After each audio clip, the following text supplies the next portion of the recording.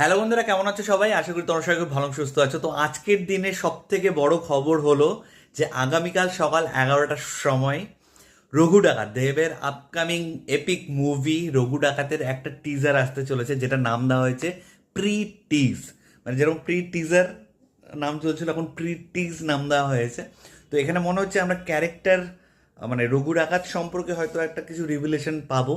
হয়তো দেবের লুকটাকে রিভিল করা হবে, বা এমন হতে পারে যে অন্য কোনো ক্যারেক্টার, বা প্রত্যেকটা ক্যারেক্টারই অল্প অল্প গ্লিমসেস হয়তো আমাদেরকে দেখানো হবে। কারণ শুটিং তো কমপ্লিট হয়ে গেছে, এখন পোস্ট প্রোডাকশনের কাজ চলছে। তো সেখান থেকেই হয়তো কিছুটা কেটে আর কি আমাদেরকে টিজ করার জন্য এই প্রি টিজটা আসছে। তো লম্বা স্টারকাস্ট রয়েছে, দেব রয়েছে, অনির্বাণ রয়েছে, সোহিনী সরকার, ইদিকা পল থেকে শুরু করে কে নেই, লম্বা স্টারকাস্ট, রূপা গাঙ্গুলি। তো ধ্রুব ব্যানার্জি যেখানে ডিরেক্টর, সেখানে অ্যাকচুয়ালি অনেকটাই চিন্তা কমে যায়। কারণ ধ্রুব ব্যানার্জি স্যারের তুমি ফিল্মোগ্রাফি দেখে নাও, খুবই সিলেক্টিভ মুভি, মানে খুব কম সংখ্যক সিনেমা তিনি করেছেন, কিন্তু প্রত্যেকটা সিনেমা খুব খুব খুব ভালো।